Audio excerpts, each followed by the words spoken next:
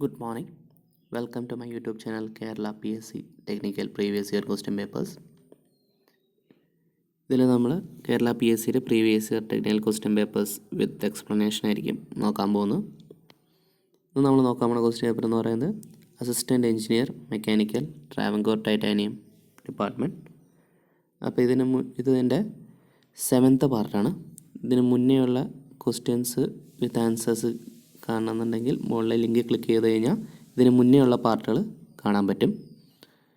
അപ്പോൾ ഇന്ന് നമ്മൾ നോക്കാൻ പോകുന്ന ക്വസ്റ്റ്യൻ എന്ന് പറയുന്നത് 31st question.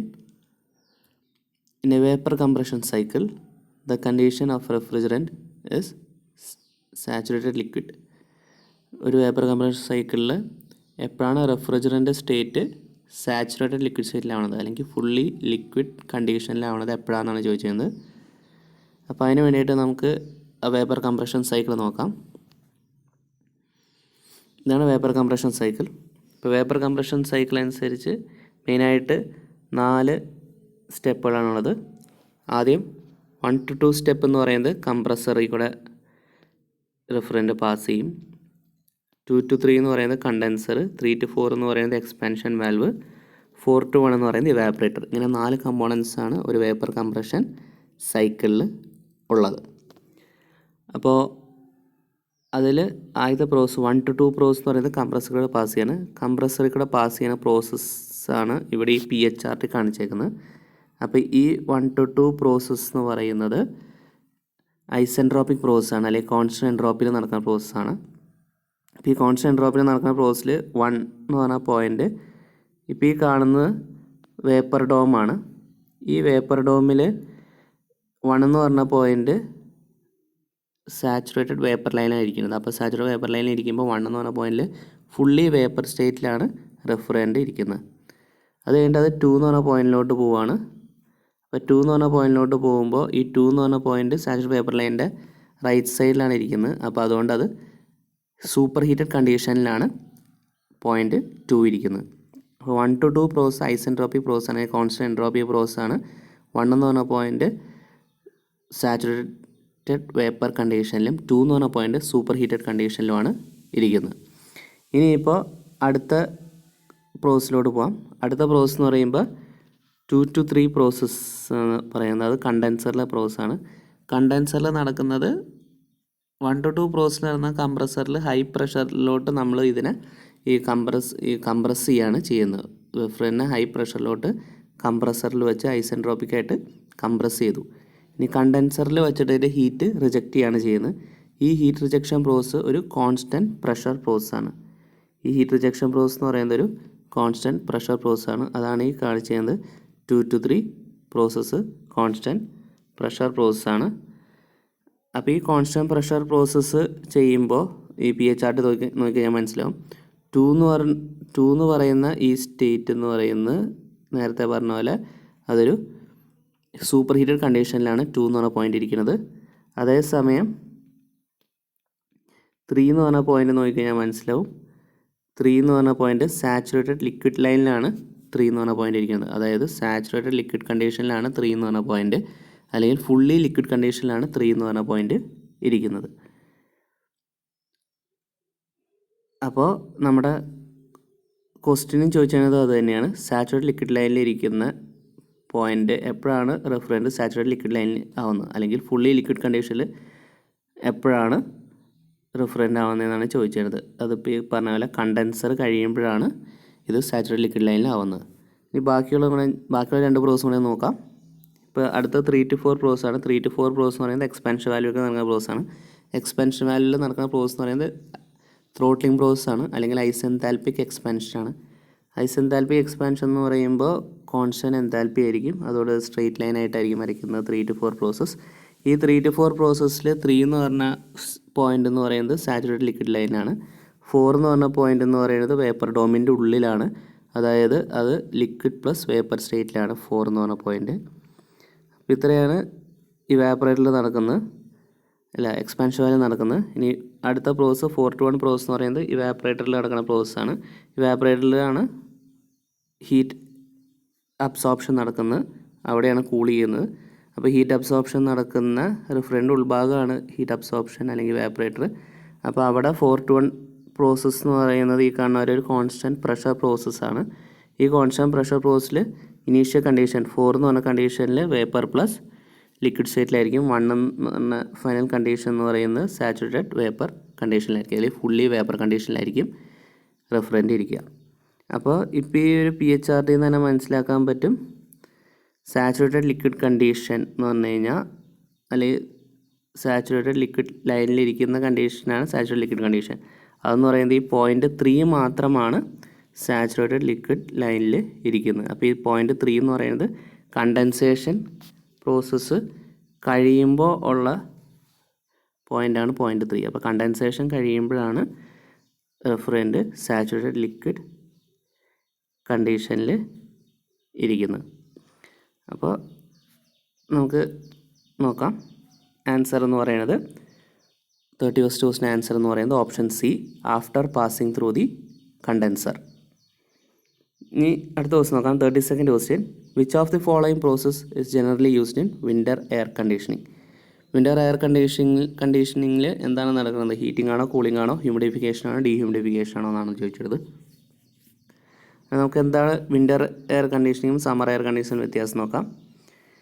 Winter air കണ്ടീഷനിങ്ങിൽ summer air കണ്ടീഷനിൽ വ്യത്യാസം, ആദ്യം സമ്മർ AC-യിൽ എയർ കൂളിങ്ങും ഡീഹ്യൂമിഡിഫിക്കേഷനാണ് നടക്കുന്നത്. കാരണം സമ്മറിൽ എപ്പോഴും ഹ്യൂമിഡിറ്റി കൂടുതലായിരിക്കും. കാരണം സമ്മറിൽ എപ്പോഴും ഭയങ്കര ഹീറ്റ് ആയതുകൊണ്ട് ഇവാപ്പറേഷൻ പെട്ടെന്ന് നടക്കും. ഇവാപ്പറേഷൻ നടക്കുന്നതുകൊണ്ട് തന്നെ അറ്റ്മോസ്ഫിയറിൽ ഹ്യൂമിഡിറ്റി അല്ലെങ്കിൽ വാട്ടർ വേപ്പറിൻ്റെ ലെവൽ വളരെ കൂടുതലായിരിക്കും. വിൻ്ററിൽ അതേസമയം ഹ്യൂമിഡിറ്റിയുടെ ലെവൽ വളരെ കുറവായിരിക്കും. അപ്പോൾ അതുകൊണ്ട് വിൻ്ററിൽ ചെയ്യേണ്ടത് എയറിനെ ഹീറ്റ് ചെയ്യുകയും അതേപോലെ തന്നെ ഹ്യൂമിഡിഫൈ ചെയ്യുകയാണ് ചെയ്യേണ്ടത്. രണ്ടാമത്തെ ഡിഫറൻസ് പറയുന്നത് സമ്മർ എയർ കണ്ടീഷനിൽ കൂളിംഗ് കോയിൽസ് ഉപയോഗിച്ചിട്ടാണ് നമ്മൾ കൂൾ ചെയ്യണതും അതേപോലെ തന്നെ ഡീഹ്യൂമിഡിഫൈ ചെയ്യുന്നതും. അതേസമയം വിൻ്റർ എയർ കണ്ടീഷൻ നമ്മൾ സ്റ്റീം സ്പ്രേ ചെയ്തുകൊണ്ടാണ് എയറിനെ ഹ്യൂമിഡിഫൈ ചെയ്തുകൊണ്ട് ഹീറ്റ് ചെയ്യുന്നത്.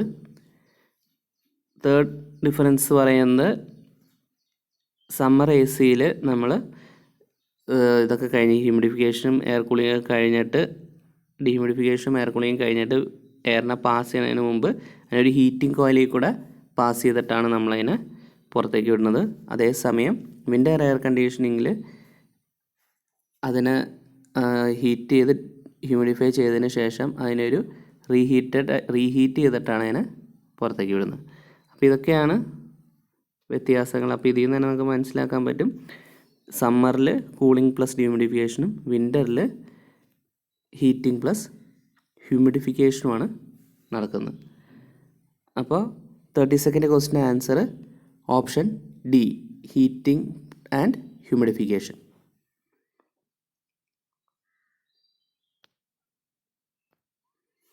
ഇനി അടുത്ത ക്വസ്റ്റ്യൻ നോക്കാം. 33rd question, up to critical radius of insulation the heat flow.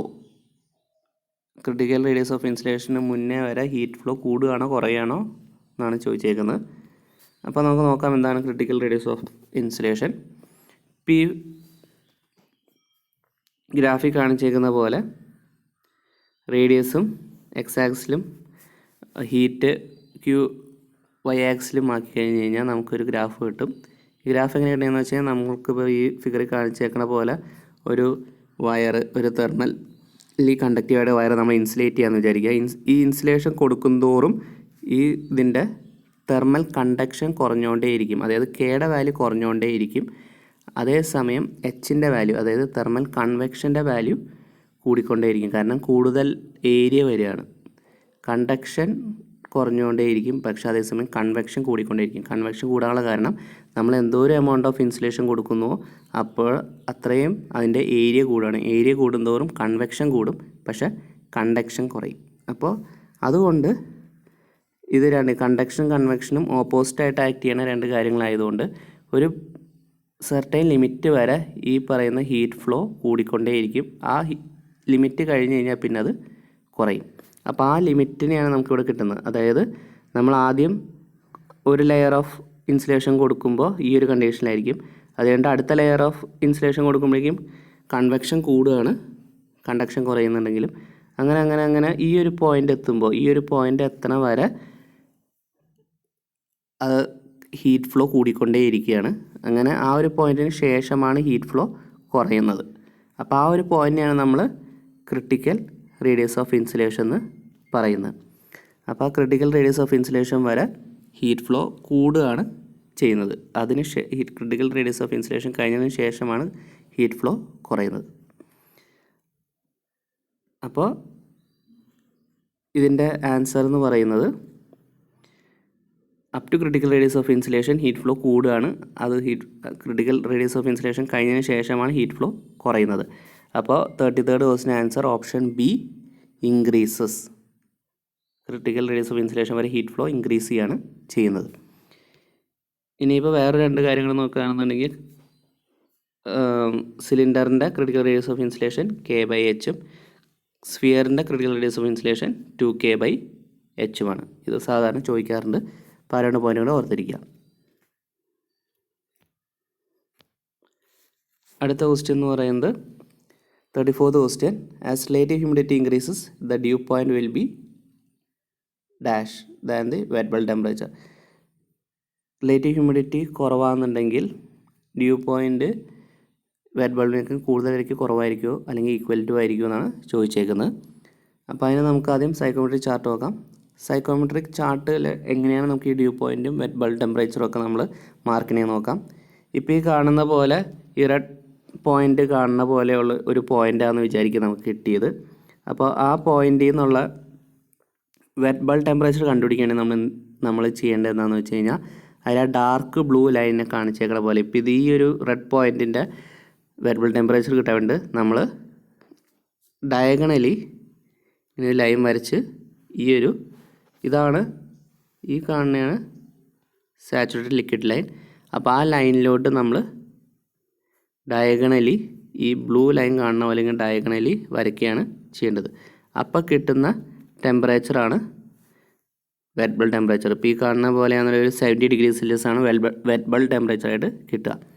അതേസമയം നമുക്ക് ഡ്യൂ പോയിൻറ്റ് ടെമ്പറേച്ചർ കിട്ടാൻ വേണ്ടി ഈ ഗ്രീൻ ലൈനെ കാണിച്ചേക്കണ പോലെ സ്ട്രെയിറ്റ് ആയിട്ടാണ് വരയ്ക്കേണ്ടത്. ഇങ്ങനെ സ്ട്രെയിറ്റ് ആയിട്ട് വരച്ച് നമുക്ക് ഡ്യൂ പോയിൻറ്റ് ടെമ്പറേച്ചർ കിട്ടും. ഇപ്പോൾ ഡ്യൂ പോയിൻറ്റ് ടെമ്പറേച്ചർ ഇപ്പോൾ ഇവിടെ നോക്കുകയാണെന്നുണ്ടെങ്കിൽ ഒരു 58 ഒക്കെയാണ് ഡ്യൂ പോയിൻറ്റ് ടെമ്പറേച്ചർ. അപ്പോൾ ഇതിൽ നിന്ന് തന്നെ നമുക്ക് മനസ്സിലാക്കാൻ പറ്റും ഡ്യൂ പോയിൻറ്റ് ടെമ്പറേച്ചർ കുറവാണ് വെറ്റ് ബൾബ് ടെമ്പറേച്ചറിനേക്കും.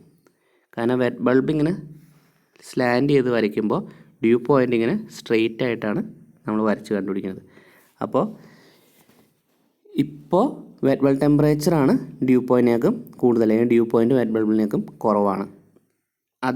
അപ്പോൾ ഇപ്പോൾ ഇത് ഹ്യൂമിഡിറ്റി, ഇപ്പോൾ ഇതാണ് ഈ കാണുന്ന ആണ് ഹ്യൂമിഡിറ്റി ലെവൽ 30%. ഈ യെല്ലോ ലൈൻ കാണിച്ചേക്കുന്നതാണ് റിലേറ്റീവ് ഹ്യൂമിഡിറ്റിയുടെ ലൈൻ. അപ്പോൾ ഇപ്പോൾ അതിൻ്റെ ഹ്യൂമിഡിറ്റി 30% ആണ്. ഈ ഹ്യൂമിഡിറ്റി കൂടി ഈ ഒരു ലൈനിലെത്തുമ്പോൾ അത് 100% ആവും. കണ്ടോ, 40%, 50%, 80%, 60%, 70%, 80%, 90%, അവസാനം അത് 100% എത്തുമ്പോഴാണ് ആ സാച്ചുറേറ്റഡ് ലിക്വിഡ് ലൈനിലോട്ട് അത് എത്തുന്നത്. ഈ സാച്ചുറേറ്റഡ് ലിക്വിഡ് ലൈനിൽ എത്തിക്കഴിഞ്ഞ് കഴിഞ്ഞാൽ, സാച്ചുറേറ്റഡ് ലിക്വിഡ് ലൈനിൽ ഒരു പോയിൻ്റ് ആണെന്നുണ്ടെങ്കിൽ അതിൻ്റെ ഡ്യൂ പോയിൻറ്റും വെറ്റ് പോയിൻറ്റും സെയിം ആയിരിക്കും. സാച്ചുറേറ്റഡ് ലിക്വിഡ് ലൈനിലെ ഡ്യൂ പോയിൻറ്റ് ടെമ്പറേച്ചറും വെറ്റ് ബൾബ് ടെമ്പറേച്ചറും സെയിം ആയിരിക്കും. കാരണം ഇങ്ങനെ സ്ലാൻഡ് ചെയ്ത് വരച്ചാലും സ്ട്രെയിറ്റ് ആയിട്ട് വരച്ചാലും ഒരേ പോയിൻറ്റിലോട്ടാണ് എത്തുക. അപ്പോൾ അതുകൊണ്ട് സാച്ചുറേറ്റഡ് ലിക്വിഡ് ലൈനിൽ അല്ലെങ്കിൽ 100% ഹ്യൂമിഡിറ്റി ഉള്ള ഒരു കണ്ടീഷനിൽ വെറ്റ് ബൾബ് ടെമ്പറേച്ചറും ഡ്യൂ പോയിൻറ്റ് ടെമ്പറേച്ചറും സെയിം ആയിരിക്കും.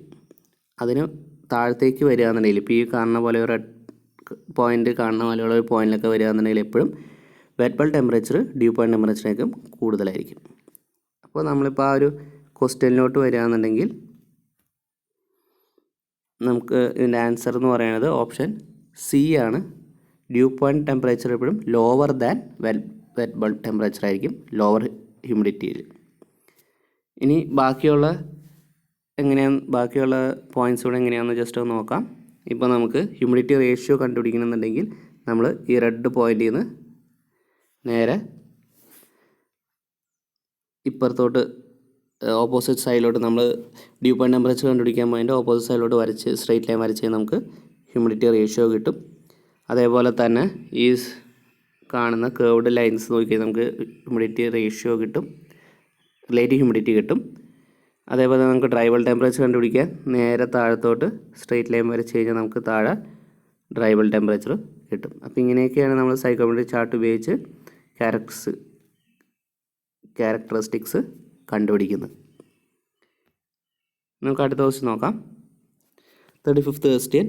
A 2-stroke engine has a speed of 750 rpm. A 4-stroke engine having an identical cylinder size running at 1500 rpm. The theoretical output of the 2-stroke engine will be. ഒരു 2-stroke engine 750 rpmത്തിലും വേറെ 4-stroke engine 1500 rpmത്തിലും rotate ചെയ്യുന്നുണ്ട്. ഇപ്പോൾ രണ്ടിൻ്റെയും power നമ്മൾ compare ചെയ്യാനാണ് പറഞ്ഞേക്കുന്നത്. അപ്പോൾ നമുക്ക് അറിയാം ഒരു 2-stroke എൻജിനിൽ എത്ര സ്ട്രോക്ക് കിടക്കുന്നുവോ അതിൻ്റെ പകുതി നമ്പർ ഓഫ് പവർ സ്ട്രോക്സ് കിട്ടണം. ഇപ്പോൾ 750 rpmത്തിലാണ് ഇപ്പോൾ ഈ കാണിച്ചേക്കുന്ന എൻജിൻ വർക്ക് ചെയ്യുന്നത്. അപ്പോൾ നമ്പർ ഓഫ് പവർ സ്ട്രോക്ക് എന്ന് പറയുന്നത് 750/2 375. അതേസമയം ഒരു 4-stroke എൻജിനിൽ എത്ര സ്ട്രോക്ക് കിടക്കുന്നു അതിൻ്റെ 4/1 മാത്രമേ നമുക്ക് പവർ സ്ട്രോക്ക് കിട്ടുന്നുള്ളൂ. 1500 rpm ആണ് അതിൻ്റെ rpm ആയിട്ട് തന്നേക്കുന്നത്. അപ്പോൾ അത് ബൈ 4 ചെയ്യുമ്പോൾ 375 നമ്പർ ഓഫ് പവർ സ്ട്രോക്സ് തന്നെയാണ് നമുക്ക് കിട്ടുന്നത്. അപ്പോൾ 2-stroke എൻജിനിലും 4-stroke എൻജിനിലും number of power strokes same ആണ്. പിന്നെ സിലിണ്ടേഴ്സ് ഐഡൻറ്റിക്കലാണ് തന്നിട്ടുണ്ട്. അപ്പോൾ അത് രണ്ടിൻ്റെയും number of power strokes same ആയതുകൊണ്ട് അതിൻ്റെ പവർ ഔട്ട്പുട്ടും സെയിം ആയിരിക്കും. അപ്പോൾ അതുകൊണ്ട് ഇതിൻ്റെ ആൻസർ എന്ന് പറയുന്നത് 35th ക്വസ്റ്റ്യൻ്റെ ആൻസർ എന്ന് പറയുന്നത് option C, the same as that of 4-stroke engine. 2-stroke എൻജിൻ്റെയും 4-stroke എൻജിൻ്റെയും പവർ സെയിം ആയിരിക്കുന്നതാണ് നമുക്ക് കിട്ടുന്നത്. അപ്പോൾ ഇത്രയാണ് ഇന്നത്തെ വീഡിയോയിൽ നമ്മൾ നോക്കുന്നത്. ഇനി ബാക്കി ക്വസ്റ്റ്യൻസുമായിട്ട് അടുത്ത വീഡിയോ കാണാം. അപ്പോൾ ഇതുവരെ ഈ ചാനൽ സബ്സ്ക്രൈബ് ചെയ്തിട്ട് സബ്സ്ക്രൈബ് ചെയ്യുക. അപ്പോൾ സബ്സ്ക്രൈബ് ചെയ്യാൻ ഈ PSC എഴുതിയിരിക്കുന്ന ഈ ഒരു എംബ്ലത്തിൽ ക്ലിക്ക് ചെയ്താൽ നിങ്ങൾക്ക് സബ്സ്ക്രൈബ് ചെയ്യാൻ പറ്റും. അതേപോലെ തന്നെ ഇതിന് മുന്നേ ഉള്ള ബാക്കിയുള്ള ക്വസ്റ്റ്യൻ പേപ്പറിലെ ബാക്കിയുള്ള ക്വസ്റ്റ്യൻസിൻ്റെ ആൻസേഴ്സ് വിത്ത് എക്സ്പ്ലനേഷൻ കാണുന്നുണ്ടെങ്കിൽ ഈ കാണുന്ന പ്ലേലിസ്റ്റ് ക്ലിക്ക് ചെയ്ത് കഴിഞ്ഞ് കഴിഞ്ഞാൽ നിങ്ങൾക്ക് ബാക്കിയുള്ള ക്വസ്റ്റ്യൻസിൻ്റെ ആൻസേഴ്സും കൂടി കാണാൻ പറ്റുന്നതായിരിക്കും.